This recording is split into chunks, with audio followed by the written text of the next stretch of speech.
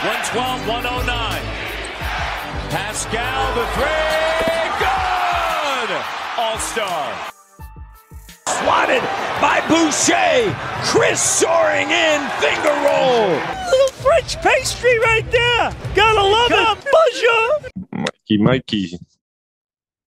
Bonjour à tous et bienvenue pour ce Dino Talk, l'hebdo des Raptors.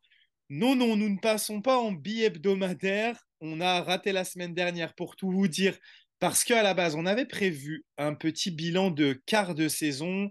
Ça n'a pas pu se faire. Donc finalement, on va revenir sur ce format de retour sur la semaine. Et là, on va l'augmenter un petit peu en parlant des 2 dernières semaines, les semaines 6 et 7 des Raptors. Il n'y a pas eu énormément de matchs parce qu'avec le In-Season Tournament, il n'y a eu que 2 matchs lors de cette semaine 6. Donc, on va revenir sur les 2 dernières semaines qui n'ont pas été glorieuses pour les Raptors. On va le dire tout de suite avec Alex de Raptors France et de dinotalk.com.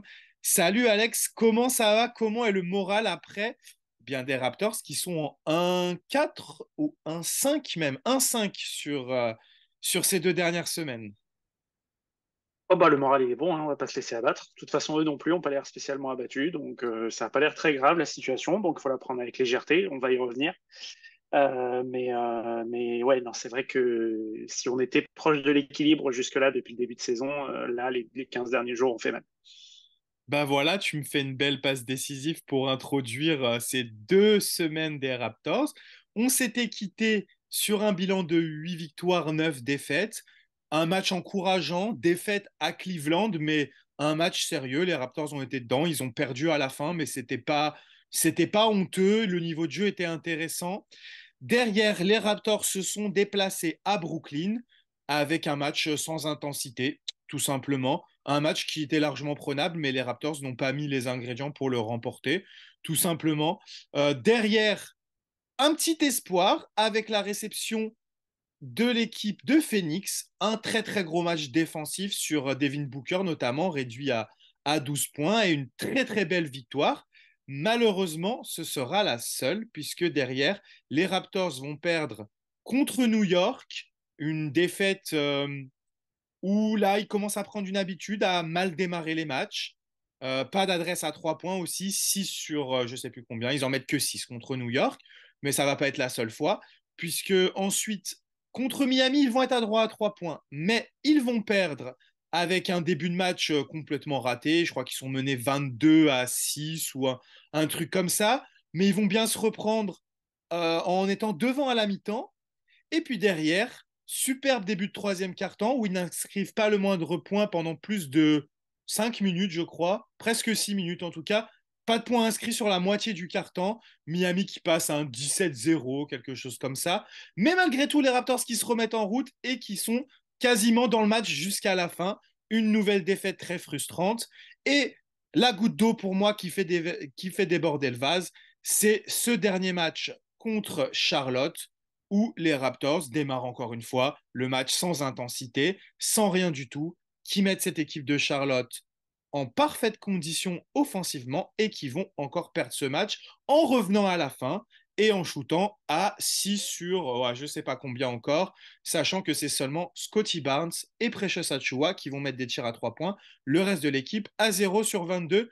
Voici le résumé. Les Raptors qui ont débuté le mois de décembre comme l'année dernière, 0 sur 3 pour l'instant, on le rappelle, ils avaient gagné qu'un seul match en décembre l'année dernière, et on semble se diriger vers la même chose. Alex, je vais te donner la parole, j'ai beaucoup parlé l'année dernière.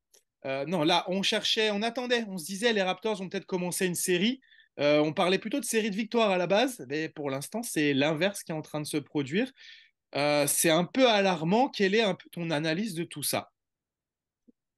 C'est vrai qu'il y a eu la fameuse blague comme quoi Toronto attendait toujours de gagner 3 matchs de rang cette saison et que Darko avait dit à ses joueurs que à la troisième victoire, il les invitait tous au resto. On s'est d'ailleurs pris une superbe vanne de Miami sur Twitter disant vous inquiétez pas, le resto c'est pour nous. Elle a fait très mal, ça. Elle est très très bien envoyée, mais elle fait très mal. Non, c'est juste. En fait, c'est assez bizarre parce qu'il y a ce qu'on voit sur le parquet où effectivement, tu l'as dit, du manque d'intensité, du manque d'implication, une adresse catastrophique. Je suis juste allé voir, je me suis fait du mal. On shoot à 6 sur 32 à 3 points là contre Charlotte. C'est juste scandaleux, sachant que les 6 tirs ont été rentrés que par 2 joueurs, hein. Donc tout le reste, voilà, c'est fantomatique. Il n'y a absolument rien à garder. Et le pire, c'est que c'est même pas des shoots compliqués, c'est des shoots qui sont pour la plupart plutôt bien trouvés en rythme. Donc c'est assez difficile à comprendre. Et puis il y a ce qu'on voit et ce qu'on entend en dehors du terrain, c'est-à-dire qu'on a Pascal Siakam, on a Jakob Poeltl, je crois, qui a déclaré la même chose aussi, et Scotty Barnes encore aujourd'hui. Non, mais il faut juste qu'on soit plus dur. La déclaration de Pascal Siakam, c'est non, mais il n'y a rien de catastrophique, juste rien n'est parfait. Il n'y a rien à retirer de cette déclaration. C'est, ben, écoute, on perd, tant pis, on gagne, bah, tant mieux. On ne sait pas pourquoi on gagne, on ne sait même pas pourquoi on perd. Il n'y a pas de volonté de changer quoi que ce soit. Visiblement, Darko Rajakovic a l'air de tenir à son 5 de départ qui est cataclysmique en ce moment. Schroeder avait fait un très bon début de saison. Là, depuis quelques matchs, il semble accuser le coup. Sans vouloir lui tomber dessus, ça peut arriver, un coup de moins bien, très bien, mais effectivement, on sent que ben on a besoin du Schroeder qu'on a eu sur les 10 premiers matchs, 10-15 premiers matchs pour performer et surtout pour bien démarrer les matchs. Une utilisation de Gary Trent Jr. très discutable, on va y revenir, mais ouais, c'est cette ambiance autour des Raptors, on a l'impression qu'on attend quelque chose, mais on ne sait pas quoi. C'est comme si on attendait que quelque chose nous tombe tout rôti dans le bec et qui réglerait comme par miracle tous nos problèmes. Ben, à ce rythme-là, on peut attendre longtemps. Mais moi, je te suis complètement, c'est que là, ça commence à m'énerver Hum, d'entendre des discours qui t'expliquent, oui, on sait ce qui va pas, il faut qu'on hum. ait plus d'intensité, il faut qu'on démarre mieux nos matchs. Mais moi, j'ai l'impression que ça fait 2 mois que j'entends ça. Donc, au bout d'un moment, ça suffit de le dire, mais faites-le. Et Non, puis Darko, ça fait 2 mois qu'on entend ça, mais ça fait 2 ans qu'on voit les Raptors mal démarrer les matchs et revenir à quelques possessions à la fin du match pour finir par perdre de 4-5 points. Faut renommer la franchise. Je l'ai dit, faut faire quelque chose. Il y a un truc qui va pas là. Ça devient le sport national de dire on prend le plus de points de retard possible pour revenir à la toute fin. Bah non, c'est pas comme ça que ça marche. C'est pas l'intérêt du jeu. Donc ouais, je suis assez d'accord avec toi. C'est frustrant et énervant de se dire que en fait, c'est ce que je disais, tu as envie de les secouer, de prendre peu importe lequel, il n'y en a pas un de toute façon pour rattraper l'autre sur ces derniers matchs. Il n'y en a pas un qui sonne la révolte et je sais pas, un players meeting ou une déclaration un peu choc ou même dans le jeu, prendre une faute technique, tu vois, tu t'énerves, tu déclenches quelque chose. Je suis pas trop pour ça d'habitude, mais là, tu as l'impression qu'en fait, on se fait tabasser, on est complètement dans les cordes et à la limite, on s'excuse de verser du sang par terre. C'est assez bizarre, c'est pas du tout reconnaissable parce qu'au contraire, normalement, cette équipe, elle a été, cette franchise, depuis ces dernières années, ça a toujours été au contraire, on se bat, on montre qu'on on n'est pas là pour faire de la figuration et on lâchera rien jusqu'au bout. Et alors oui, rien lâcher jusqu'au bout, ça on sait le faire, mais c'est un peu dommage de se retrouver à perdre des matchs à 4 ou 5 points alors qu'on était mené de 20 dans le deuxième quart-temps. bah, complètement, on dirait qu'il y a un manque criant de leader, mais pas de leader dans le sens le leader qui montre l'exemple et tout, parce que ça, je pense que les Raptors les ont, mais de leader à la Kyle Lowry, en fait. C'est depuis le départ de Kyle Lowry, j'ai l'impression que cette équipe, elle est devenue, et t'en parlais, je crois aussi, la déclaration de Pat Beverley, en fait. Ils sont trop gentils.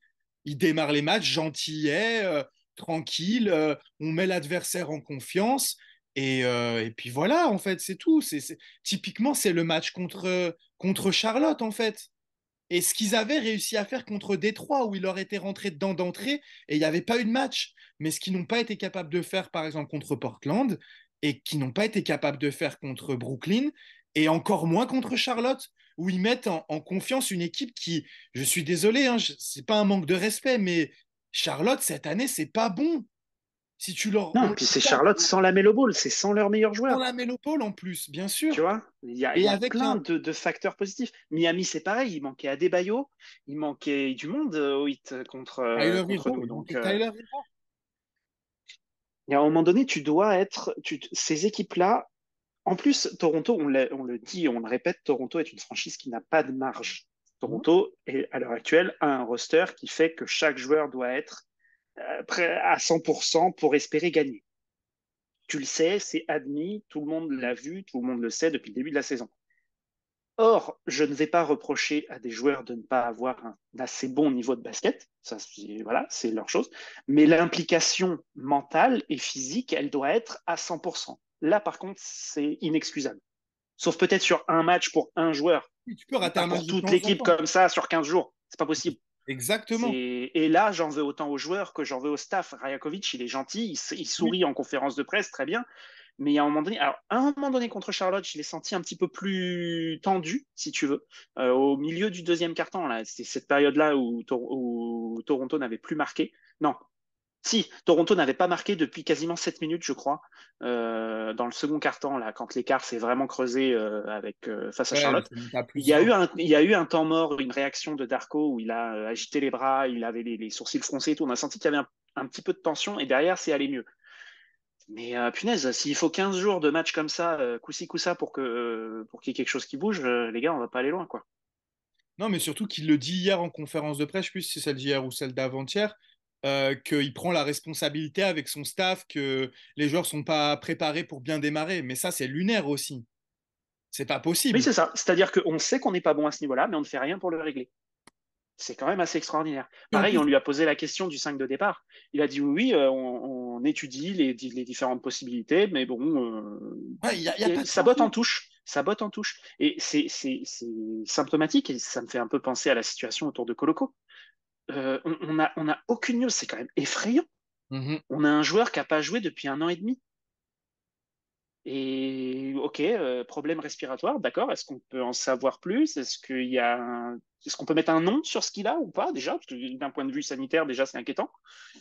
Enfin, moi, Ouais. déjà, je m'inquiéterais d'aller chez le médecin, d'avoir un pépin et que le médecin me dise, bah écoutez, je sais pas du tout ce qui vous arrive. Vous avez des problèmes respiratoires. Moi, ça me ferait flipper déjà. Mais bon, visiblement, non, il n'y a rien de catastrophique. Tu as l'impression que Toronto est là où ils veulent être. Et enfin, qu'il y ait ce discours-là, tu vois, que Milwaukee, par exemple, qui ne fait pas un début de saison extraordinaire, il y a des difficultés avec Daniel Lillard, etc. Que Giannis Antetokounmpo vienne m'expliquer en conférence de presse que ben, c'est normal, il faut qu'on prenne du temps pour intégrer Damian Lillard, qui est un gros joueur, on vient de perdre Jrue Holiday, etc. Il y a des raisons qui font que, bah oui, c'est une équipe qui est en train de travailler des nouvelles habitudes, une nouvelle cohésion. Là, ben non, on a l'impression que tout est normal. Jusque-là, on suit la route qui était tracée au départ et tout va bien. Ben, bizarre, non? Ouais. Non, et comme tu disais, je vais revenir sur ce que tu disais par rapport à... Moi, en fait, à la limite, l'adresse à 3 points, c'est pas mon principal souci parce que on le sait depuis le départ, de toute façon, qu'on n'a pas une équipe, comme tu l'as dit, niveau basket. On n'a pas une équipe avec des shooters. Donc après, bien sûr, le match contre Charlotte, ça rend fou parce que c'est pas tes shooters à 3 points qui rentrent leur tir. Tu pourrais être à 6 sur 32 et c'est OG et Gary qui ont mis leur tir. Le reste les a pas mis. Tu dis, bon, ok, tant pis. De toute façon, les autres, on s'attend pas à ce qu'ils les mettent. Mais là, c'est un Precious Achua commence à remontrer un peu le bout de son nez. C'est un peu plus Lui, à la limite, intéressant. c'est le point Ouais. positif, ouais. Mm, Depuis Miami, ça fait 2 matchs où il est mm, à plus de 15 points. Donc complètement. ça commence à être intéressant. T'as Scotty qui confirme qu'il est une menace à Qui 3 fait ce points. qu'il peut. Mm. Et t'as OG qui a 0 sur 6. Gary, c'est un fantôme. Mais surtout, le problème pour moi, c'est même pas ça. C'est juste l'implication. T'as, en début de saison, t'as OG qui vient dire ouais, je suis un candidat Deepoy. T'as Barnes qui vient dire je pourrais être un Deepoy. T'as Precious Achiuwa qui vient dire je pourrais être un Deepoy. T'as Poltel qui dit on doit être dans le top 10, mais même on doit être dans le top 5 des défenses. Et tu le montres pas. Je ne vois pas des Raptors. Et typiquement, il y a une équipe qui est construite comme nous. Et par contre, qui m'a impressionné défensivement, c'est les Lakers. Les Lakers, ils mettent pas un tir à 3 points, mais par contre, l'intensité défensive qu'ils mettent, et pourtant, ils ont des joueurs qui sont pas des gros défenseurs, hein. Ils ont D'Lo, ils ont Austin Reeves. Donc là, ils ont trouvé la bonne formule. Reeves sort du banc pour pas avoir 2 joueurs qui sont pas des bons défenseurs dans le 5. Mais ça défend. Et tu vas pas me dire que en dehors de peut-être Anthony Davis, qui est peut-être un meilleur défenseur que tous nos défenseurs, parce qu'il est juste exceptionnel, mais le reste de leurs joueurs ne sont pas des meilleurs défenseurs individuellement que les Raptors. Et encore une fois, on a l'impression que ça joue pas ensemble. Et c'est exactement la même chose que l'année dernière avec Nurse. On a dit Nurse a perdu l'effectif, Nurse a perdu ses assistants, je ne sais pas quoi. On a un Darko Rajakovic qui arrive avec un beau discours, etc., des beaux discours en début de saison, mais on retrouve exactement la même chose. Et ça, je ne sais pas comment on doit régler ça, en fait. Et Y il a... y a un manque criant d'adaptabilité. Je veux dire, quand à Charlotte, tu es 7 minutes sans marquer, non seulement tu marques pas, mais tu ne provoques pas un seul lancer franc. Tu as des joueurs comme Siakam, comme Scottie Barnes, même Moji Anunoby, qui sont forts physiquement et qui aiment bien aller au panier. Tu ne provoques pas un seul lancer franc. C'est pas normal. À ce niveau-là, en NBA, c'est pas normal. Que ce soit un joueur sur le parquet ou un membre du staff, et à un moment donné, il doit y avoir un temps mort et un mec qui me dit, les gars, je ne veux plus un seul shoot à 3 points. Vous attaquez la peinture. Surtout contre Charlotte, encore une fois, sans vouloir leur manquer de respect, c'est Charlotte en face. Ce sont pas des joueurs. Je veux dire, il n'y a pas Joel Embiid dans la raquette. Non, et en Tu plus, vois? Mark Williams n'a pas fait un bon match. Il a eu beaucoup de fautes. Il a pas mal raté au cercle. Ils l'ont sorti. Et on s'est fait dominer par son remplaçant. J'ai perdu son nom là. Lui, là, il a pris Ouais, les j'ai rôles plus non plus. offensifs. Il nous a J'ai plus non dunké plus. sur la, il nous a dunké sur la tronche. Il en a mis plein la gueule. Et c'est pas normal. C'est juste pas normal. Alors, après, je parle d'aller provoquer des lancers francs. Encore faut-il les mettre aussi. Ça aussi, c'est un autre problème. Mais Et il ça n'y a va rien mieux qui va en depuis. fait. Et bizarrement, ça va mieux depuis Miami, les lancers francs. Miami, on fait un. On en Oui, met bah, il serait temps. énormément On est à 20 matchs dans la saison, les gars. avec Siakam qui a 11 sur 11, donc à la limite, ça allait mieux. Siakam va mieux, je suis d'accord. Mais après, je suis Sachoua a encore fait un 0 sur 4 l'autre jour. Ouais. Mais ouais, contre Miami, je crois qu'on est à 80%. Il faudrait. Ouais, alors effectivement, ça va mieux sur ce point-là. Ben, heureusement. Mais Mais, bon, vous faites pas que mais ça à en fait, l'entraînement, quoi. le problème, c'est que dès que ça va mieux sur un point, en fait, Oui. et ça, c'est Mm. Will Lou qui aimait bien le dire la saison dernière, les Raptors trouvent toujours une autre solution pour perdre, en fait. Mm. C'est ça. C'est ça qui est assez dingue et c'est assez frustrant. Donc, il n'y a pas d'analyse à faire en fait. Pour moi, déjà, Bah, c'est dans l'état d'esprit. Il y a un état d'esprit qui ne va pas. Donc, je ne sais pas si. non, mais encore une fois, on parle d'état d'esprit et je suis d'accord et j'en fais peut-être trop, mais pour moi, quand tu as 3 joueurs de ton groupe de 6 principal qui est en année de contrat, dont un avec qui tu as été champion, qui est double All-Star, et dont tu sais très bien que la situation, elle est pas bonne. Je veux dire, Siakam, il sourit, on compte sur lui, il joue, y a aucun problème, mais tu sens bien qu'il y a un malaise quelque part dans le vestiaire. Tu sens bien qu'il y a un joueur d'un côté qui voudrait rester et une franchise qui dit mais non, mais qui en même temps n'a pas l'air de se remuer ciel et terre pour lui trouver une porte de sortie pour pas le perdre contre rien. Donc tu as l'impression qu'il y a tout le monde a été cryogénisé là dans cette franchise et il y a rien qui se passe, on attend le dégel. Ben, au Canada, bon courage hein, avec l'hiver qui arrive. Non, clairement, là, on a l'impression qu'on va devoir attendre le mois de février, quoi. Et c'est assez fou de se Ouais, et dire. encore, le Alors, mois de février, j'ai peur qu'on se retrouve avec des solutions d'urgence, ouais, voire pas de solution du tout. Enfin, je veux dire, quand on a perdu Fred VanVleet contre rien cet été, encore une fois. Hein. L'impression de pas prévoir. C'est-à-dire que c'est la merde dans le présent. On est en galère, il y a des problèmes évidents. On a l'impression que ces problèmes sont pas si graves parce que du coup, tu vois ce qui arrive dans les mois à venir, les problèmes de contrat, etc. Donc tu te dis, ça doit bosser en sous-main, enfin ça doit pas compter ses heures, les téléphones doivent être en train de sonner en permanence et tu vois rien arriver. Donc ça doit jouer aussi pour les joueurs, au-delà de Gary Trent Jr., Oggi Anunoby et Pascal Siakam qui sont libres de signer où ils veulent cet été. Ça doit jouer aussi sur les joueurs qui savent qu'ils vont être à Toronto l'année prochaine. C'est on va où? Elle est où la direction? Il est où l'axe de progression? Est-ce que certains joueurs préféreraient être à Houston aujourd'hui, je pense, hein. Coucou Van Vliet. Tu vois, c'est assez grave de passer d'une franchise qui est parmi les plus importantes de la décennie 2010 à ça aujourd'hui en 3 ans depuis le Covid. ouais, La chute, elle est violente. Hein. la chute, elle est violente et c'est frustrant parce que moi personnellement, j'ai pas l'impression que cet effectif, il a des défauts, mais les Raptors, ils sont pas à leur place. Non, on est Ils d'accord. pourraient, ils pourraient être plus hauts, honnêtement, quand tu vois des flashs sur certains matchs. Donc après, je sais que là, dans la communauté, il y a pas mal de rabat-joie qui aiment à dire que non, nous, on l'a vu venir, que cette équipe, elle est nulle, etc., etc. Mais malgré tout, quand tu vois l'ensemble des matchs et quand tu vois ce qu'ils sont capables de produire, en fait, c'est ça le problème, c'est qu'en fait, ils sont capables de produire le pire des jeux et en même temps de... Parce que c'est pareil contre Miami, sur le troisième quart-temps, ils mettent pas un point pendant 5 minutes, mais derrière, ils en mettent 19. Donc moi, j'arrive pas à...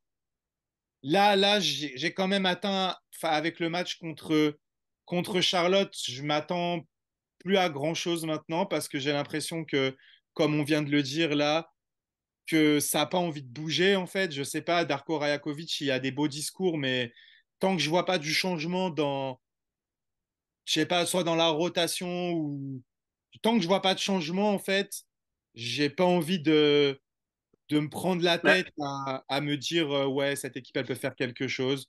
Je c'est vais ça, en fait, la situation, elle est tellement mauvaise à l'heure actuelle qu'il faut changer quelque chose. Il faut essayer quelque chose. Tu peux pas continuer comme ça. Tu fonces dans le mur soir après soir, c'est pas possible de ne rien changer. Il faut changer quelque chose. Je sais pas si c'est le 5 de départ, je sais pas si c'est les minutes, je sais pas si c'est le style de jeu, j'en sais rien. C'est pas mon rôle de ça, mais il faut changer quelque chose.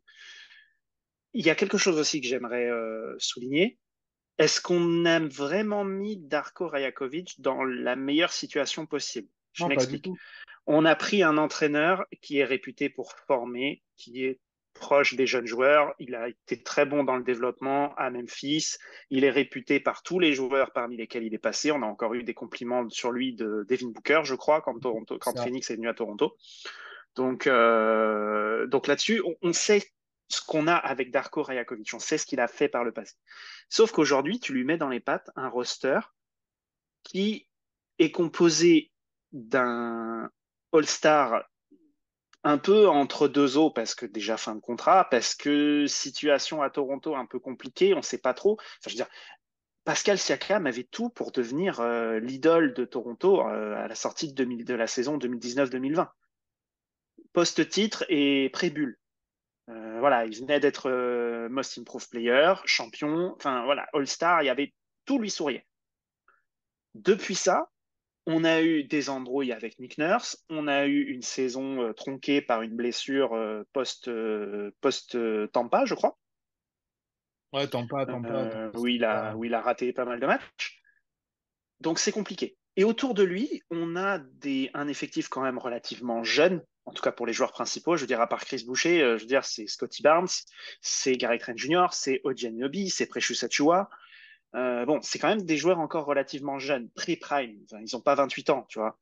Donc, c'est des joueurs sur lesquels tu peux te dire, ben, est-ce qu'on tente de construire quelque chose? Sauf que si c'est sur ces joueurs clés, il y en a deux qui peuvent partir l'été prochain. Donc, qu'est-ce que tu fais? Est-ce que tu essayes de mettre en place quelque chose avec eux? Est-ce que tu les inclus pas vraiment parce que tu te dis ils vont partir? Mais s'ils partent pas, bonjour l'ambiance dans le vestiaire. Enfin, franchement, le poste de Darko Rajakovic est loin d'être facile. Non, mais Loin je d'être suis d'accord facile. avec toi. En fait, on lui demande à la fois de gagner et à la fois de développer, Mm, ce qui est très compliqué. mm. Mais on va en revenir une fois aussi à la construction du roster. C'est que, en fait, tu essayes de développer Barnes en le mettant avec les remplaçants. Parfois, ça marche, parfois, ça marche pas. Mais tu vois même que la construction du banc pour accompagner Barnes ne correspond pas Non. aux qualités qu'il devrait y avoir autour de Barnes. Quand tu vois qu'il entoure Barnes de Achua avec Chris Boucher et avec peut-être Malakai Flynn et je sais plus qui est le dernier. Enfin, ces derniers temps, c'est Otto Porter pour apporter un peu de spacing et de sécurité. Mais tu vois que Et encore, c'est pas génial. c'est pas génial. Il s'est encore blessé au pied d'ailleurs. Mm. Donc voilà. Oui, voilà. De toute façon, Otto Porter, on l'a souligné. C'est que en fait, c'est, il est positif en étant neutre en fait, en faisant pas d'erreur. mais En il fait, a c'est ça. pas. Il est pas sous le feu des projecteurs en disant mais qu'est-ce qu'il est nul ou qu'est-ce Voilà, il fait qu'il pas plombe d'erreur. l'équipe. C'est un peu comme Chris Boucher, c'est pareil. C'est le genre de joueur, quand il est sur le parquet, tu te dis, ben, il fait ce qu'on lui demande. En fait, tu peux rien lui reprocher vraiment. Tu sais très bien que c'est pas lui qui va changer le visage de l'équipe, mais tu peux pas non plus dire que c'est un poids. Contrairement à Schroeder sur les derniers matchs, où tu te dis, il est vraiment pas bon. Contrairement à l'adresse à 3 points de Pascal Siakam, qui te dit, putain, s'il pouvait en rentrer quelques-uns quand même, ça nous aiderait bien. Contrairement à l'implication parfois un petit peu encore un peu en dilettante de Scotty Barnes, je trouve, il y a des fois où tu as un peu envie de lui dire, tu peux pas jouer sur le même niveau pendant 40 minutes, c'est pas possible. Malakai Flynn, c'est un match sur deux. Ben, Malakai Flynn, c'est pareil, en fait. C'est mieux que l'année dernière parce qu'il part de tellement bas, mais c'est Hum, un peu mais comme c'est pas Porter, suffisant. en fait. Ouais. C'est moyen plus, en fait. Et c'est Après, pas suffisant, encore une fois, c'est parce pas. que par rapport à ce qu'il y a à côté. Ah ouais, tout à fait. C'est-à-dire que Malakai Flynn, c'est un troisième meneur. Mhm. C'est pas un remplaçant encore en NBA. Non, Et pareil pour Schroeder. Là, sur ces derniers matchs, il n'a pas le niveau d'un meneur titulaire. non, En là, il a début de saison, carrément. oui. En début de saison, oui. Mais là, il a vraiment chuté. Et d'ailleurs, ça, c'était peut-être, on peut terminer là-dessus. Et après, on va avoir je vais recevoir le fan numéro 1 de Gary Trent Jr. pour rediscuter de son rôle et du rôle que Darko lui accorde. Mais lié à ça, est-ce que Darko n'accorde pas trop d'importance à Dennis Schroeder, qui, j'ai l'impression, moi, sur les fins de match, c'est un peu tout pour lui, alors que ça devrait être pour Barnes et Siakam. Et j'ai l'impression qu'il se repose énormément sur lui, et peut-être même trop. Et on parlait de changement dans le 5 de départ. Est-ce qu'il n'est pas trop attaché à Schroeder? Est-ce qu'il lui a pas promis quelque chose pour faire venir?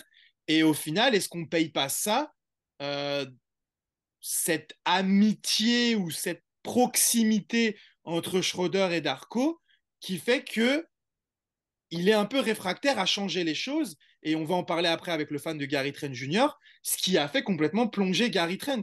Parce que Gary, on Mm. l'a vu, le peu de matchs où il a été titulaire, il a été bon. Et ce qui est dommage, c'est que ça partait bien au début de saison. Il disait qu'il avait un bon échange avec Darko, mais Darko ne l'utilise pas bien. Ça, on va en reparler après. Non. Mais je voudrais terminer là-dessus avec toi. Est-ce qu'il n'y a pas un truc là entre Darko et Denis où c'est un peu trop en fait? Est-ce qu'il le considère pas un peu de manière trop élevée en fait? J'en sais rien, je suis pas dans les confidences, mais c'est vrai que, à mon sens, là, à l'heure actuelle, on l'a dit, il faut changer quelque chose. De toute façon, ça peut pas continuer comme ça. Le premier changement qui semble le plus évident, c'est de mettre Gary Trent Jr. dans le 5 et de sortir Dennis Schroeder avec la second unit. Ça aurait pour moi deux points positifs, de redonner du rythme à Gary Trent Jr. Le changement se verra pas d'un match tout de suite dès le départ. Je ne pense pas que le simple fait de démarrer le match permette à Gary Trent Jr. de redevenir ce qu'il nous a montré depuis qu'il est à Toronto. Je pense pas que ça suffira, ça prendra peut-être plusieurs matchs. Mais il faut le mettre en confiance de toute façon. Tu peux pas rester comme ça. Et deuxièmement, mais moi, Dennis Schroeder, avec toute son expérience, que ce soit en NBA ou en FIBA, avec la seconde unit. Oui, qui joue contre des Moi, pour second moi, units. Schroeder en seconde unit pour déboîter la seconde unit de Charlotte, moi, Ouais. je veux bien, Mais oui, il va les tu fumer, vois. les meneurs Mais bien remplaçants. sûr, mais bien sûr, on est d'accord. Et pour moi, c'est quelque chose à laquelle il faut penser. J'espère qu'on y pense, qu'on y travaille du côté du staff de Darko Rajakovic. Et j'espère que ce que tu dis là, qu'il y a pas eu de promesse de fait et qu'on se retrouve pas bloqué parce que pour moi, pour moi, c'est une erreur de promettre une place de titulaire à un joueur comme Dennis Schroeder. Je comprends, hein, il fallait un meneur, etc. à Toronto après la perte de Van Vliet, encore une fois, hein, les dominos s'enchaînent, mais ça te bloque des ajustements, quoi. Et c'est quelque chose dont on a parlé en pré-saison. À un moment donné, la question, elle va être, tu ne sors ni Potel, ni Siakam, ni Barnes, ni Anunoby du 5 de départ. Ces quatre places-là, elles sont verrouillées tant qu'ils sont là. La question, elle était autour de Dennis Schroeder en meneur à côté de Scotty Barnes, où on y va à 100%, le ballon dans les mains de Scotty Barnes, et Gary Trent Jr. à côté pour apporter du spacing. On le voit aujourd'hui, tu ne peux pas gagner un match en 2023 en shootant à 6 sur 32 à 3 points. C'est impossible. Même contre San Antonio, on a bien vu, c'était une galère. Donc voilà. Il n'y a que Détroit, à la limite, qui est la risée de la NBA encore en ce moment, où on a fait le match de patron qu'il fallait. Mais heureusement, quoi, parce que sinon, Donc, non, je serais curieux d'avoir l'avis de notre ami Gary Trent Jr. FR, là, parce que je suis pas toujours d'accord avec ce qu'il dit, ni avec sa façon de le dire. Mais il faut reconnaître qu'on a une potentielle arme très intéressante qui est, à mon sens, mal utilisée, pas mise en confiance, pas mise en valeur. Et dans la situation actuelle, c'est quand même se tirer une balle dans le pied que de ne pas s'en servir. Non, je suis d'accord. Et je voulais revenir sur un truc, en fait. Si le projet, c'est de développer Scotty plus Scotty en tant que meneur, en fait, autant le faire avec la First Unit, en fait. Autant qu'il ait des joueurs Hmm. plus forts autour de Exactement, lui que exactement. le faire avec, Avec un joueur capable de créer des différences comme Pascal Siakam. Parce que tu une lui donnes Scotty. le ballon. Donner le ballon dans les mains de Scotty Barnes avec Malakai Flynn, Mais c'est bon, ça, c'est qu'en fait, c'est... le 5 avec la seconde unité, il n'est pas du tout équilibré pour lui. Il n'y Non. a, il y a pas de scoreur autour de lui pour qu'il puisse créer. Donc on se retrouve à avoir un Scotty qui doit tout faire tout seul, en fait. Et pour l'instant, il n'a pas encore le jeu. Il le prend des fois le jeu à son compte. Mais d'ailleurs, c'est souvent en fin de match, dans les quatrièmes cartons, quand il est accompagné des titulaires, qu'il a des menaces autour de lui qui permettent de quand même lui créer du spacing, souvent sans Poltel. Après, ça peut être une possibilité parce qu'on a vu que Darko aime bien aussi le duo Poltel-Schroeder. Alors pourquoi pas? Pourquoi pas tenter un truc? Peut-être tu Hmm. mets Poltel avec Schroeder sur le banc, c'est leur pick and roll qui définit la seconde unit. Et je sais pas, tu tentes de mettre quelqu'un qui est plus, qui space plus dans le 5 de départ avec Scotty et des joueurs qui shootent autour. Scotty, Pascal, des joueurs qui shootent autour. Tu vois ce que ça donne, mais il faut changer Hmm. quelque chose. Peut-être que C'est ça ça, marche c'est surtout pas, hein. ça. Il faut changer quelque chose. Là, la recette ne fonctionne pas. Et il y a un électrochoc à faire passer à un moment donné. Et le plus tôt sera le mieux, à mon sens, puisque de toute façon, là, on joue New York ce soir. Mhm. On a perdu contre eux il y a quoi? Il y a 10 jours. Et entre-temps, on n'a pas l'impression d'avoir changé quoi que ce soit. Non. Donc, en fait, je ne vois pas. Là, comme tu l'as envoyé sur Twitter il n'y a pas longtemps, c'était cet après-midi. Toronto joue ce soir. On a zéro excitation, zéro Ouais. attente, Il n'y a pas d'attente. zéro enthousiasme. Donc, Exactement. et ça, c'est terrible parce que c'est quand même ce qui fait vivre une franchise, un minimum d'attente de supporters, enfin, d'envie et d'attention et de, voilà, une marge de progression. Encore une fois, avec un effectif quand même relativement jeune. Ouais, En et tout cas, puis dans les joueurs principaux. moi, c'est pour la première fois que ça me fait ça cette saison, parce que même avant Charlotte, malgré la défaite contre Miami, j'étais impatient d'être à ce match-là. Je me dis, allez, ils vont se reprendre, c'est bon, c'est Charlotte. Mm. Peut-être que ils vont enfin avoir compris. Ils ont raté le début du match contre Miami, ils ont raté la début de troisième quart-temps. Ah, ils vont pas refaire pareil. Mais Et ce là, qui joue, c'est aussi la première fois qu'on a des déclarations aussi bizarres de la part des joueurs et du staff. il n'y a pas de sentiment d'urgence, en fait. Ça, il n'y a pas d'urgence, il n'y a pas de réaction, il n'y a pas de révolte, il n'y a pas de fierté. Il n'y a pas de, on est fier de ce maillot, on est fier de cette ville, on est fier de cette franchise, on veut pas se faire marcher dessus, on veut, enfin, il y a rien. Il y a l'impression de, bah, on va à l'entraînement parce que l'entraînement il est prévu et puis on vient au match parce que le match il est prévu, quoi. Mais sinon, Ouais. voilà. C'est terrible, c'est terrible. Et puis surtout, en plus, ce début de match contre Miami, tu peux même pas se mettre ça sur le coup de la fatigue ou quoi, parce que ils Non. avaient eu 4 jours de repos. Enfin, 2 jours de repos et 2 jours d'entraînement. Et en disant bien, oh, on va avoir 2 jours d'entraînement, on va être bien préparé. Et on est bien préparé à quoi? À mal démarrer le match, encore une fois. Non, là, de toute façon, là, on va arrêter parce que on se répète. Mais en vrai, il y Oui, a. c'est ça. Mais de toute façon, voilà, les enseignements à tirer de ces 15 jours, c'est que là, ça ne fonctionne pas du tout et qu'il faut changer quelque chose. Changer quoi? On en a parlé, on a mis une piste de mettre Gary Trent Jr. dans le 5 et Dennis Schroeder avec la seconde unité. J'espère que ça va être fait ce soir ou le plus tôt possible. Et c'est que à ce moment-là que je vais avoir l'envie de regarder le match en me disant, OK, on a changé quelque chose, qu'est-ce que ça donne? Vas-y, on voit. Mais c'est ça, mais moi j'aimerais bien pouvoir analyser tactiquement en disant, bon ok, les Raptors, ils ont des problèmes contre les zones, Hmm. défensivement, peut-être il faut pas qu'ils switchent, des trucs comme ça, comme on était à un moment dans la saison face à Boston, où on s'est dit, ah non, là, il faut pas switcher Schroeder sur des grands, mais là, on n'en est même plus à ça, on n'est même plus à analyser tactiquement ce qu'il faut faire, en fait. On a Non, juste envie qu'ils aient une putain d'attitude correcte, en fait, et c'est dingue. c'est Et c'est ça. dingue. Et T'as c'est tout dingue. dit. Bon, on va pas parler du match à venir, des clés. De toute façon, les clés, c'est de jouer au basket pendant 48 minutes. De toute façon, il n'y en a pas d'autre. On espère un esprit revanchard contre New York qui est venu nous taper à domicile et correctement. Mais on ne sait pas à quoi s'attendre de toute façon. Donc, on verra bien. On va se quitter là-dessus. Je vais ajouter le petit entretien que je vais avoir avec Gary Trent Jr. FR juste après.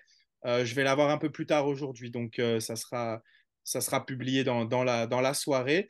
En tout cas, merci à toi, Alex. Et puis, on se retrouve prochainement pour, on espère, un peu plus de joie. Tout à fait. À bientôt. À bientôt et let's go Raptors malgré tout. Let's go Raptors C'est quand même. parti. Alors, comme promis, me voici avec Rémi. Rémi qui tient la page Scary Gary, la page fan de Gary Trent Jr. Salut à toi, Rémi. Salut Mike, bonjour à tous. Rémi, je voulais t'avoir parce que Gary Trent Jr. vit des temps difficiles, malheureusement, du côté des Raptors. Et je sais que dernièrement, tu as fait un thread un peu pour expliquer un peu tout ça. Donc, Mhm. je voulais parler avec toi de la saison de Gary, avoir ton avis. D'abord, pour commencer, ma première question, c'était un peu quelles étaient pour toi les attentes vis-à-vis de Gary en ce début de saison, avant que la saison commence. On se rappelle de ce Media Day où il avait dit j'ai jamais autant discuté avec un coach. La relation avec Rajakovic semblait vraiment être bonne. Donc, du coup, après ça, pour toi, quelles étaient les attentes? Et ben moi, après ça, j'avais de bonnes attentes pour sa saison parce que il avait été annoncé, on se doutait qu'il sortirait du banc. Et contrairement à ce qui avait été sous-entendu, pour moi, l'année dernière, le problème, c'était pas qu'il sorte du banc, c'était plutôt le manque de communication avec le coach sur la définition de ce rôle. Et le problème, c'était vraiment qu'il ne savait pas combien de minutes il allait jouer, etc. Et le fait qu'un coach lui dise qu'il allait communiquer davantage, pour moi, ça allait vouloir dire qu'il allait pouvoir trouver son rythme en tant que sixième homme avec 30-33 minutes tous les soirs en sortie de banc. Et du coup, je m'attendais à ce qu'il progresse dans ses pourcentages, à ce qu'il progresse au niveau de la moyenne de points, tout en maintenant l'activité défensive. Je le voyais garder les 18-19 points de moyenne, aller chatouiller les 20 parfois, parce qu'on sait que quand il a les spots en sortie de banc, ça peut vite monter s'il est servi. Bon, force est de constater que ça ne s'est pas passé du tout comme ça. Et je trouve ça dommage parce que Gary sixième homme, c'est pas du tout une mauvaise idée, même si le mettre dans le 5, ça s'entend aussi au vu du spacing et de ces arguments-là. Mais le faire sortir du banc pour épauler un Barnes ou un Siakam, c'était vraiment une très bonne chose à essayer selon moi. Mais je trouve qu'il n'y a pas les systèmes ne sont pas trouvés et la confiance chute et ça donne la saison qu'on a en ce moment. Ouais, et puis tu le disais, on s'attendait à un temps de jeu régulier, 30-33 minutes, ça aurait été parfait. Et on voit que le temps de jeu n'est pas régulier, justement. On a encore vu dernièrement, il joue que 20 minutes, parfois 25. Après, il faut Exactement. dire que, après, c'est toujours là l'équilibre entre, pour toi, est-ce que c'est totalement les systèmes, il n'y a pas le jeu pour lui, ou est-ce qu'il y a quand même une part où Gary n'est pas efficace en ce début de saison? Comment tu juges un peu tout ça? Alors, je dirais qu'en premier lieu, il a manqué ses 5-6 premiers matchs, alors que les systèmes étaient ce qu'ils étaient, mais son début de saison est vraiment manqué parce que même avec des systèmes moyens, il y a des tirs qu'il doit mettre et qu'il n'a pas mis en début de saison, comme beaucoup de joueurs cherchent leur rythme, etc.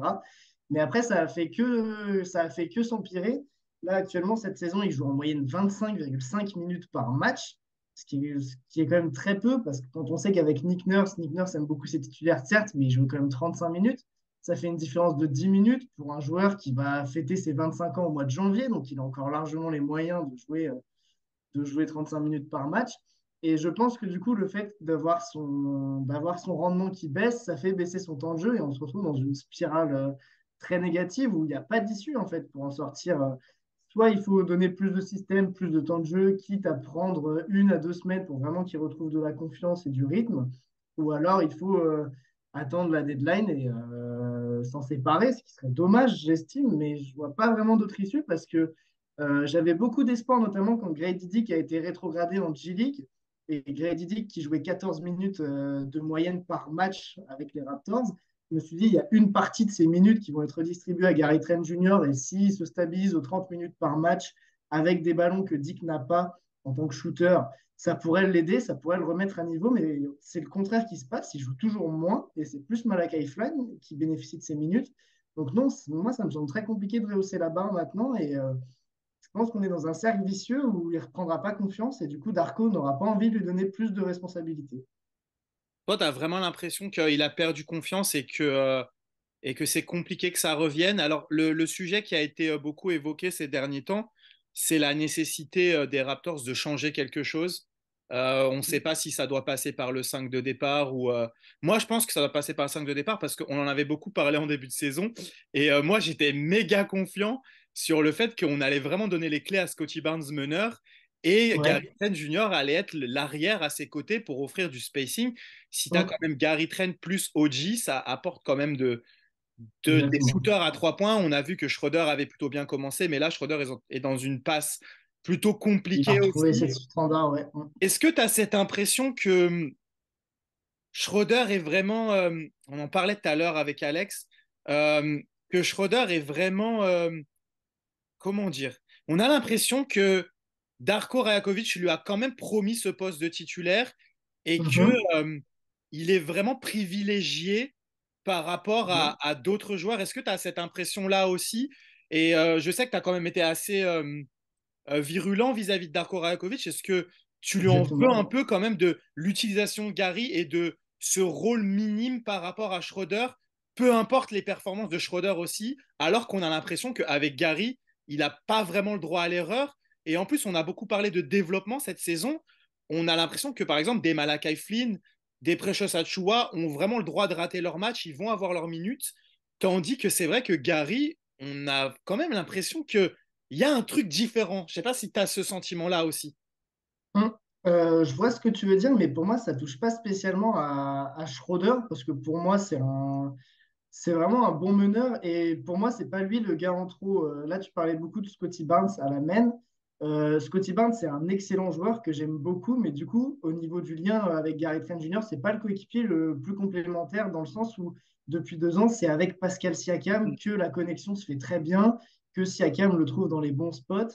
Et à ce niveau-là, moi, je trouve que Schroeder, justement, c'est un bon porteur de balle qui a un très bon complément de Siakam. Et que du coup, entre Siakam, Schroeder et Barnes, c'est un des deux entre Siakam et Barnes qui doit sauter. Pour moi, Schroeder n'est pas forcément le problème. Et je suis même content d'avoir un Schroeder à côté de Gary Trent Jr., qui n'est pas un porteur de balle exceptionnel. D'avoir ce porteur de balle sur les lignes arrière, pour moi, c'est un très bon complément.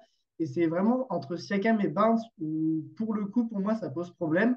Parce que Barnes est très bon à la main, mais c'est pas au niveau de. Pour trouver des shooters, il est bien moins bon que Siakam, je trouve, pour l'instant. C'est plus quelqu'un qui va faire la bonne passe au moment pour cutter ou qui va attirer le pivot sur lui pour distribuer au bon moment. Mais niveau shooter, Siakam a une vision quand il tourne sur lui-même avec des passes que Barnes n'a pas encore, je trouve. Ce Mhm. qui est d'ailleurs un axe d'amélioration dans sa palette, je dirais, offensive. Et sur ce que tu disais par rapport aux autres joueurs de banc, c'est-à-dire que je ne dirais pas que Gary est un peu moins, a moins le droit de rater ses matchs.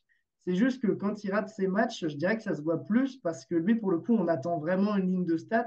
C'est-à-dire que à la fin du match, peu importe le résultat, on s'attend à voir Gary Trent Jr. 2 sur 5 à 3 points ou 3 sur 7. Et du coup, quand il n'a pas cette ligne de stats, typiquement, son match sera forcément, pas forcément mauvais. Quand il jouait 35 minutes par match et qu'il avait un 1 sur 7 à 3 points, on pouvait dire oui, mais il a fait 3 styles, oui, mais ceci, il a une activité. Là maintenant, avec son rôle vraiment réduit en termes de temps de jeu, on n'a plus du tout cet aspect-là et il est jugé purement que sur ses shoots. Et ce qui fait qu'il a aussi moins l'occasion de se donner confiance de l'autre côté du terrain.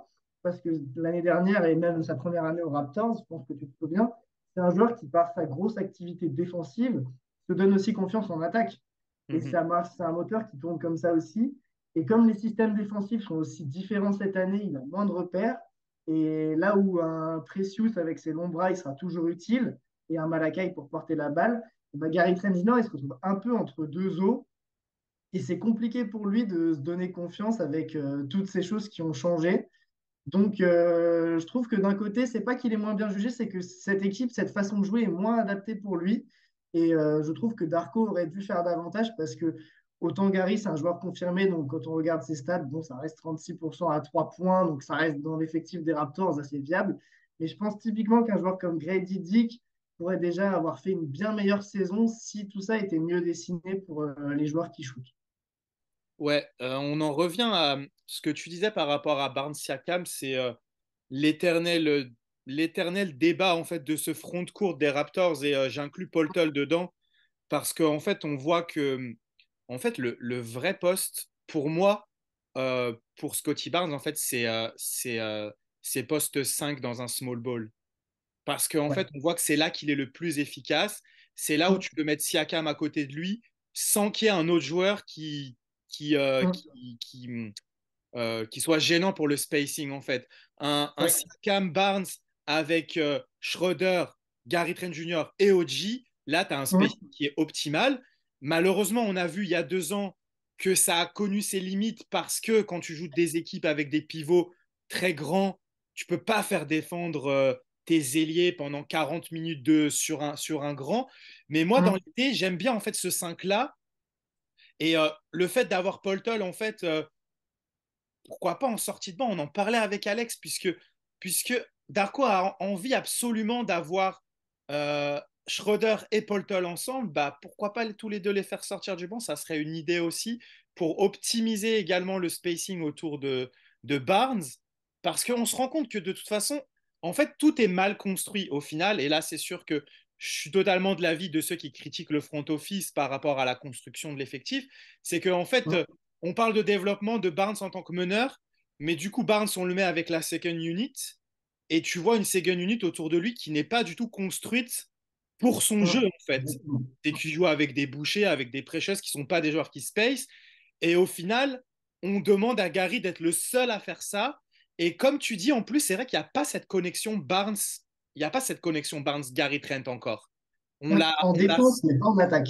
voilà, on la sent pas comme avec Siakam qui est vraiment le principal pourvoyeur de ballon pour cette connexion. On l'a vu depuis la saison dernière, c'est vraiment quelque chose qui marche absolument. Euh, Maintenant, vu la situation actuelle, pour toi, est-ce que c'est transfert inévitable à la trade deadline? Est-ce que c'est rééquilibrage peut-être de l'effectif avec Siakam qui saute?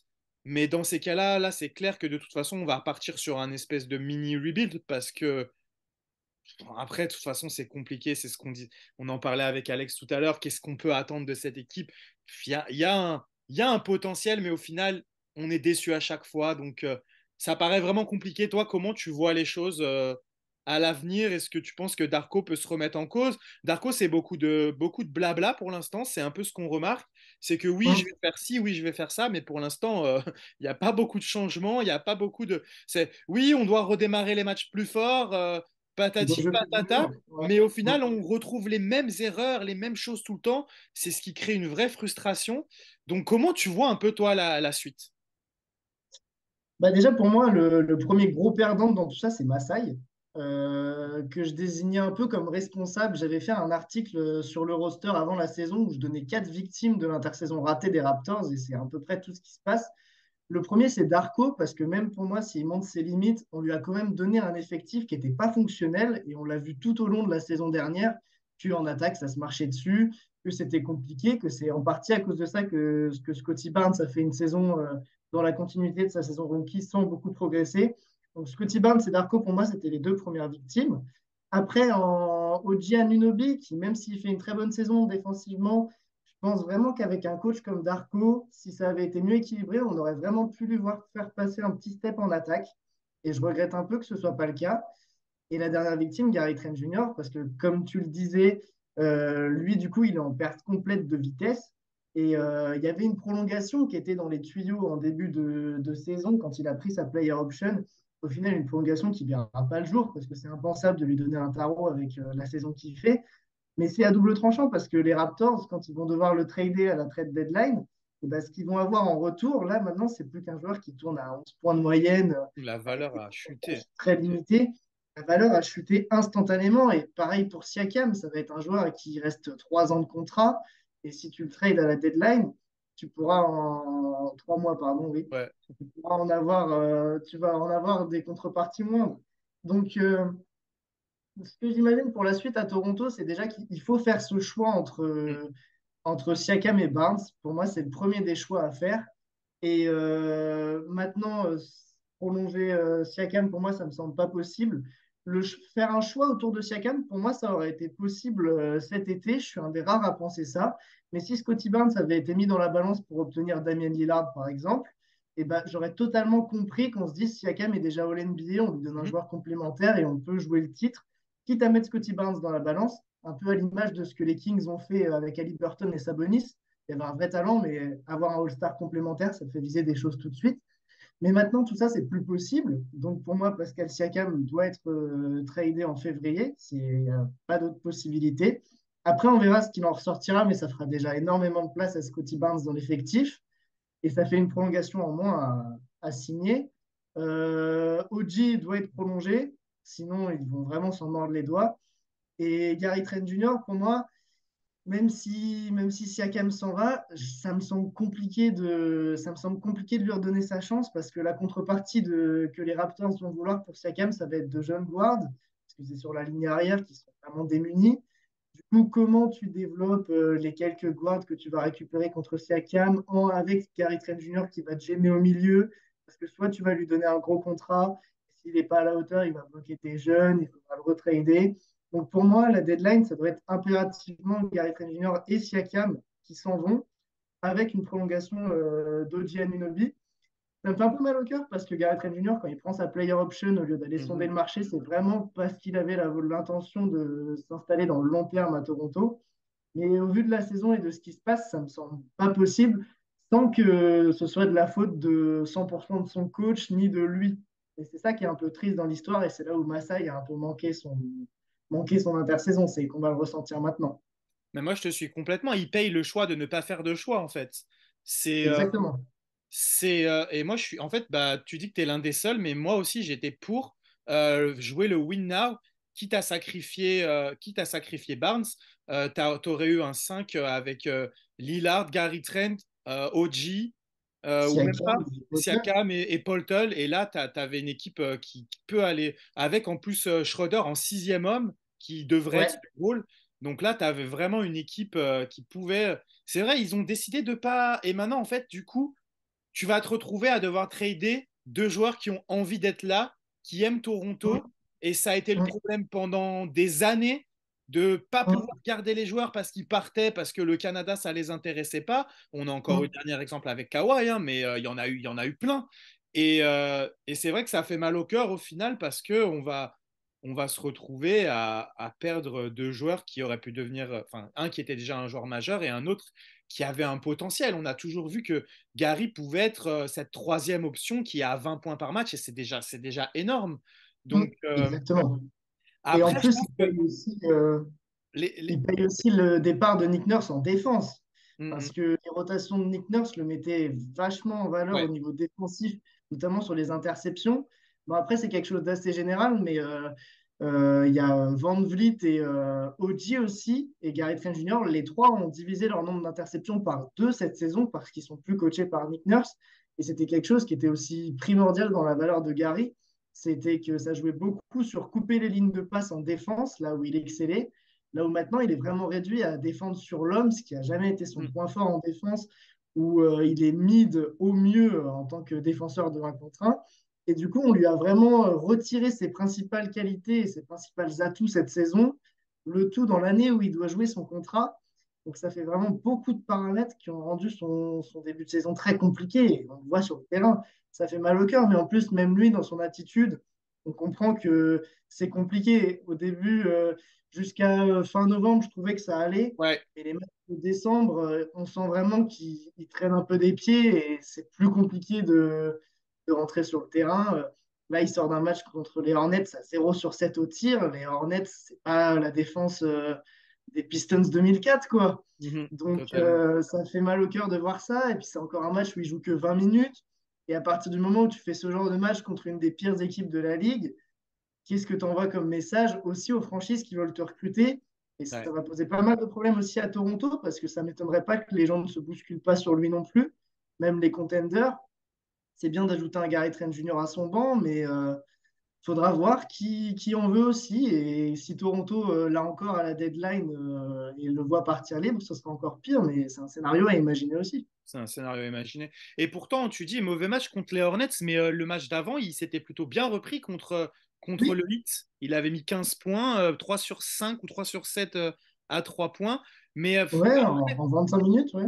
après, c'est difficile de le blâmer. Il est dans une léthargie générale, en fait. C'est le premier joueur à sortir du banc. Et en fait, tu lui demandes de rentrer dans un 5 qui démarre ses matchs, qui démarre très mal ses matchs à chaque fois. Mm. En ce moment, le 5 de départ des Raptors, il a un net rating négatif, alors qu'au début de saison, il était très positif. Mais là, c'est Mm. de pire en pire.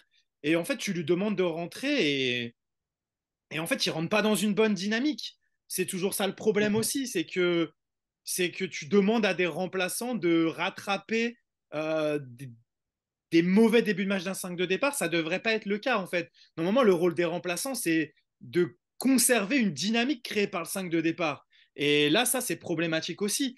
Et comme tu dis, pour finir dans l'utilisation, comment tu aimerais le voir utilisé en fait? Parce que j'avais l'impression sur certains matchs qu'il avait plus de. Il a eu certains matchs où il avait plus de création pour lui. Il a fait un match à 4 passes, je crois. Mais Oui. c'est resté sporadique en fait. C'est pour ça que je trouve qu'il n'a pas toujours le même rôle avec Darko et c'est assez bizarre parce que j'ai l'impression que les autres ont tous un rôle. Même Malakai Flynn, tu sais ce qu'on attend de lui. Euh, Mm. Precious, tu sais ce qu'on attend de lui. Boucher, tu sais ce qu'on attend de lui. Gary, j'ai l'impression d'un match à l'autre, c'est pas la même chose en fait. Et comment Mm. tu aimerais le voir utilisé du coup? Bah moi, j'attendais beaucoup de ce début de saison, notamment après les matchs de pré-saison où il a 3 assists à tous les matchs quasiment. Je pensais vraiment que Darko allait continuer à l'utiliser comme ça, pas comme un second ball handler, mais vraiment comme un facilitateur en attaque, parce qu'on sait qu'il peut dégainer dans le mid-range et il avait en pré-saison pris l'habitude de lâcher quelques ballons à certains moments pour un cut de Precious ou Boucher, et c'était vraiment très intéressant. Mais ça a été totalement abandonné au début de la saison régulière où, même si les Raptors ont battu leur record d'assists, moi, c'est pas une équipe que je trouve belle à avoir joué collectivement.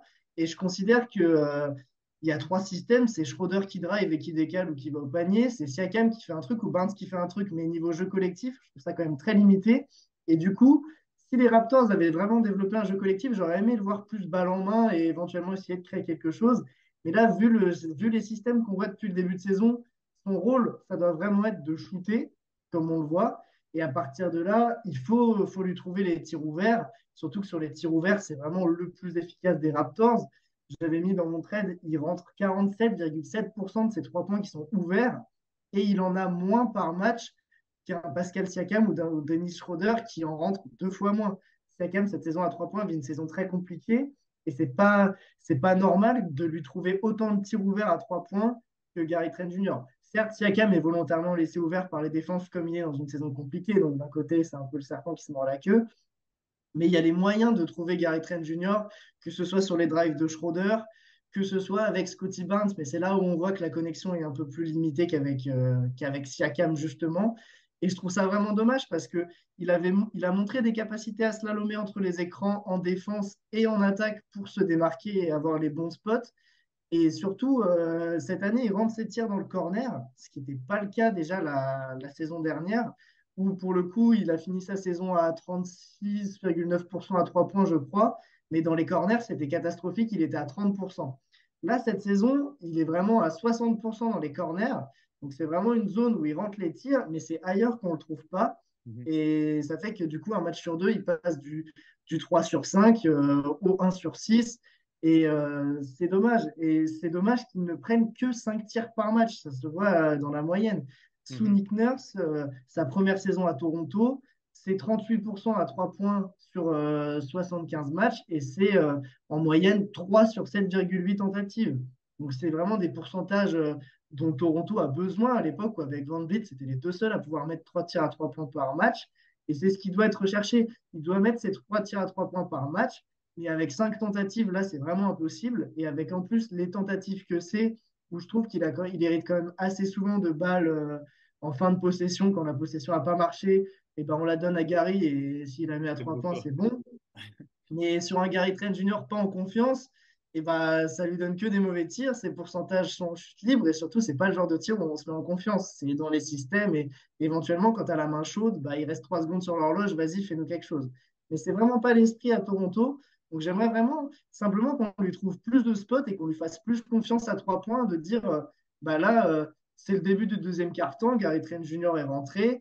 Barnes est sur le banc. Siakam, tu vas lui trouver 3-4 tentatives à 3 points où tu le mets dans les bonnes conditions. Et s'il t'en met déjà 2 sur les 4, et ben lui, ça va le mettre en bonnes conditions pour la suite. Et la seconde unité de Toronto s'en portera beaucoup mieux. Ouais, mais en fait, par rapport à ce que tu disais sur le jeu collectif, en fait, je trouve qu'il y a eu un point de balance sur le début de la saison. C'était assez collectif avec beaucoup de mouvements de balles, mais Siakam était réduit à un rôle de spot-up shooter. Et il y a eu Ouais. un match, je crois que c'est Dallas, où là, on a servi Siakam, où il leur a fait une dinguerie. Et à partir Hum, de ce moment-là, Darko a quand même vachement changé sa philosophie à revenir hum, à un jeu, comme tu dis, beaucoup moins flamboyant, beaucoup moins de mouvement parce que beaucoup plus on a statique. voulu remettre en avant Pascal Siakam. Et en fait, tu te rends compte que en fait, Nick Nurse, ce qu'il faisait, c'était juste parce que il s'adaptait à son équipe. Et en fait, tu te rends compte Hum, que Nick Nurse n'utilisait pas le banc parce que en fait, le Darko qu'il utilise beaucoup le banc, mais le manque d'efficacité du banc, ça donne raison à Nick Nurse en fait au final. Donc, hum, tu te rends compte que ça reste la construction de l'effectif qui fait que Darko ne peut pas jouer son jeu en fait. Parce que je hum. me rappelle dans le Raptors Show, ils en parlaient. En fait, les Raptors, là, ils ont un peu le même jeu que la plupart des équipes qui jouent bien en NBA, qui font tourner et tout, sauf qu'ils n'ont pas les joueurs en fait. C'est que tu finis sur un tir à Exactement. 3 points pour des joueurs qui ne sont pas des shooters à 3 points. Euh, T'as des cuts, des trucs comme ça, mais sauf que en fait, c'est pas adapté. Et en fait, Darko, dans son discours, il dit oui, il faut continuer à prendre les tirs à 3 points. Je veux Hum. bien, mais combien de soirs on est à 6 sur je sais pas 28. combien? Voilà, c'est pas possible en fait. Donc oui, comme tu l'as dit, on va devoir attendre. Là, moi, je pense que il y a plus grand-chose à attendre. Bah, on va voir peut-être qu'ils vont nous surprendre et qu'ils vont réussir une série. Mais là, moi, ce mois de décembre, il me fait peur parce qu'il ressemble énormément au mois de décembre de l'année dernière où ils ont gagné qu'un match. Là, ils démarrent avec 3 défaites. On va voir. On va voir. D'habitude, je suis pas défaitiste, mais là, j'ai plus envie d'être aussi optimiste parce que ça sert à rien. Mais en fait, on doit attendre que cet Même dans effectif. l'esprit des joueurs. Ouais, Certaines équipes perdent et sont piquées, on voit une espèce de sentiment de révolte. Là, il n'y a Toronto rien. enchaîne les défaites et il n'y a pas ce. L'équipe s'en fout, c'est un peu dur de dire ça, mais c'est un peu comme si ce groupe s'attendait à rien de base. Donc je dis pas que ça leur plaît de perdre, hein. Au contraire, Siakam adore Toronto, Barnes c'est un compétiteur, c'est sûr, mais c'est des gars, on sent que quand ils perdent, c'est un peu, bah c'est logique, comme si eux-mêmes savaient qu'ils n'étaient pas fait pour ça, quoi. Mais on en parlait avec Alex tout à l'heure. En fait, il y a pas. C'est exactement ce que tu dis. C'est qu'il n'y a pas de sentiment de révolte ou de sentiment qu'ils sont dans l'urgence. Hum, C'est ça qui est fou. Et la dernière fois, j'ai interrogé Chris Boucher et je comprenais sa réponse d'un côté quand il me dit on regarde pas le classement, ce qui compte c'est nos performances. Mais au bout d'un moment, quand les performances sont pas bonnes et que le classement n'est pas bon, là, faut peut-être commencer à être dans Pour se l'urgence, quoi. poser les bonnes questions, ouais. Hum. Voilà, c'est ça. Donc ouais, ça c'est compliqué, mais on va voir, on va suivre ce mois de décembre qui va, je pense, ça va être un tournant là si ça s'améliore pas. De toute façon, il faut attendre la deadline. Là, ils ont tellement pas bougé qu'ils vont être obligés de bouger. Sinon, ils vont. Bah, tous les contrats expirants, oui, et ils ne pourront pas prolonger tout le monde. Non, c'est clair, il va falloir faire des choix, mais des choix qui auraient dû être faits depuis un moment. Mais malheureusement, Hein. Ouais, surtout qu'il y a des affrontements importants en décembre. Il y a 2 fois les Hawks. Il va y avoir voilà, les Wizards, ça devrait faire une win. Les Pistons aussi, ça devrait faire 2 wins. ça Mais devrait, bon, mais Portland, sinon, ça devrait. il y a les Sixers, il y a les Nuggets, il y a les Knicks, il y a les Celtics. Donc, bon, ça fait un calendrier Mais moi, limite, compliqué. j'ai plus peur des petits matchs que des gros parce que la plupart du temps, face aux grosses équipes, ils font des bons matchs. Même s'ils perdent, au moins, tu t'es pas frustré parce que tu te dis ils ont fait un bon match. Mais ce qui est frustrant, c'est tous ces matchs contre les petites équipes. Et là, dernièrement, par contre, contre les équipes qui sont censées être dans le même rang, il n'y a que des défaites en fait. New York, Cleveland, Miami. euh, c'est ça, New York, Cleveland, Miami, des équipes qui devraient être dans le même rang. Et après, il y a ces défaites contre les Hornets et contre les Blazers qui sont juste pas possibles en fait quand tu veux être un minimum sérieux dans une saison. Donc voilà, bah en tout cas, merci beaucoup de m'avoir accordé un peu de ton temps et de nous avoir éclairé. Merci à toi de m'avoir invité, n'hésite pas. On Avec espère plaisir. que ça va s'améliorer parce qu'il y a quand même eu 2-3 matchs. Moi, j'espère honnêtement un changement dans le 5 de départ et que Garis s'y retrouve parce qu'il sera entouré de meilleurs joueurs, il sera mieux servi par Siakam. Parce que tant qu'il sera dans la seconde unit, en fait, on voit que Darko veut faire Barnes plus seconde unit. Et comme on l'a répété pendant tout notre échange, le meilleur pourvoyeur de ballon de Garis, c'est Gary, c'est Siakam. Siakam. Mm. Après, on a vu des changements. Darko, il essaye de mettre Siakam et Barnes aussi avec la seconde unit. Mais pour l'instant aussi, c'est très. C'est pas fixé en fait. Il sait pas quoi faire avec son banc encore. C'est Non, et avec son équipe tout court, j'ai avec l'impression. son équipe tout court, exactement. Ça sera le mot de la fin. Merci à toi, Rémi. Et Merci à toi, Mike. comme on dit quand même toujours quand on se quitte, let's go Raptors! Le rapport, bien sûr. Lowry for three.